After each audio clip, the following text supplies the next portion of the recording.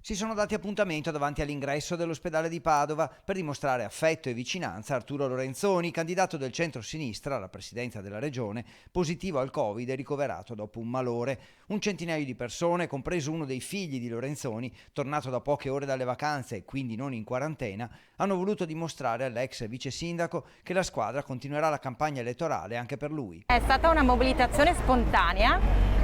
un tam-tam da ieri. È simbolica ma reale perché siamo una squadra, la squadra che si è catalizzata attorno ad Arturo, che l'ha scelto, che sta costruendo un'alternativa per il Veneto,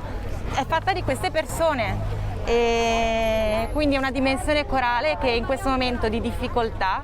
vuole dire ad Arturo che ci siamo, che portiamo avanti noi il lavoro anche per lui,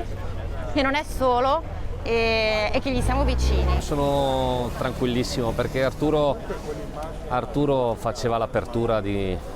una squadra di rugby importante di Padova, un trascorso da sportivo, un trascorso da rugbista e questa cosa è una cosa che tranquillizza tutti e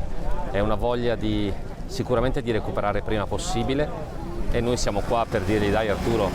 dai che ce la facciamo, dai fai in fretta perché noi prima di tutto viene la tua salute ma abbiamo bisogno di te. In mattinata le condizioni cliniche di Lorenzoni apparivano buone, il candidato ha dormito regolarmente tutta la notte, i medici che lo hanno visitato riportano una temperatura altalenante, ossigenazione buona e assicurano di proseguire con gli accertamenti. Nel frattempo Lorenzoni è in costante contatto telefonico con la famiglia e con gli amici e risponde alle centinaia di messaggi di solidarietà e incoraggiamento ricevuti. Al momento tutti gli impegni sono sospesi, le attività previste, anche online, per i prossimi giorni restano congelate.